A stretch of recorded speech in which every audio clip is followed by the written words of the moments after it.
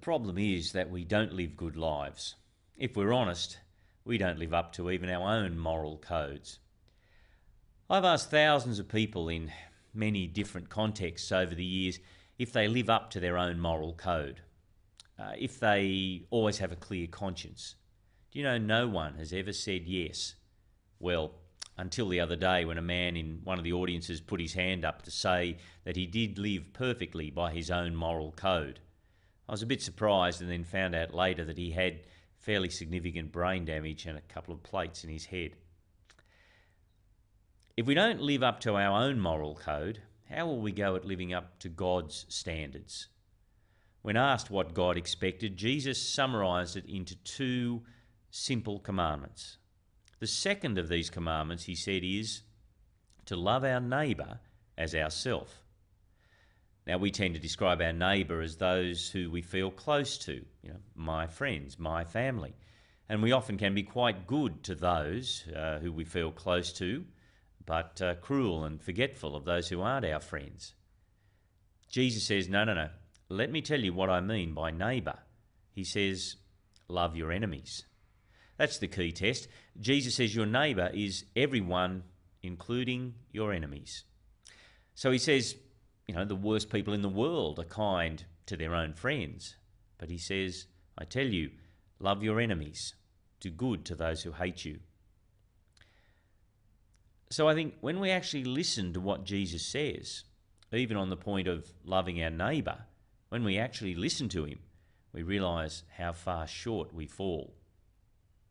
But then for most people it gets even worse, I think, because he says that's not even the great commandment.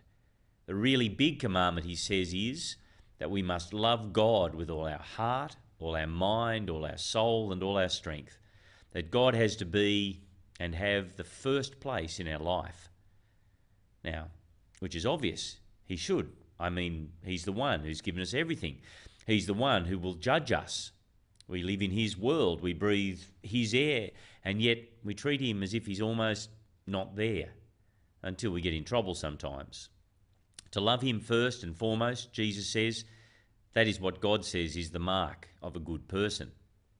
That we love God and we love our neighbour. To put it a different way, even if we could be good and moral and live lives that ignore God, that's still completely unacceptable. Let me try and illustrate with a story. Imagine a family, parents and a teenage son. Not hard to imagine. Imagine that the son is a good boy. He keeps the rules. He mows the lawn. He keeps his room tidy. And when he borrows the car, he gives it a wash and puts some petrol in it. Now, I know that's harder to imagine, but come with me on this. In fact, imagine that the boy keeps all the rules his parents set. And there's only one problem. That is, he never speaks to his parents. He doesn't thank them for all that they've given him. He doesn't acknowledge them as his parents. In fact, the only time that he speaks to them is when he wants something, and when he gets it, he isn't thankful. Is that acceptable? Keeping the rules but ignoring the ones who gave him life and everything else? Of course not. I've never met a parent who says that would be acceptable. And yet, isn't that how the moralist treats God? And God says quite simply, he will not have it. A life lived ignoring him will lead to an eternity without God. And by the way, no one actually keeps the rules properly either.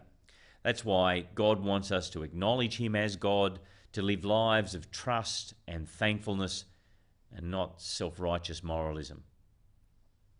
If we really could be good enough to please God, why did Jesus die? The cross would have been unnecessary if we could save ourselves. Do you remember Jesus prayed on the night before he died, Father, if there's any other way, that he might not have to die. But there was no other way. The cross was necessary. Relying on Jesus is the only way to be acceptable to God.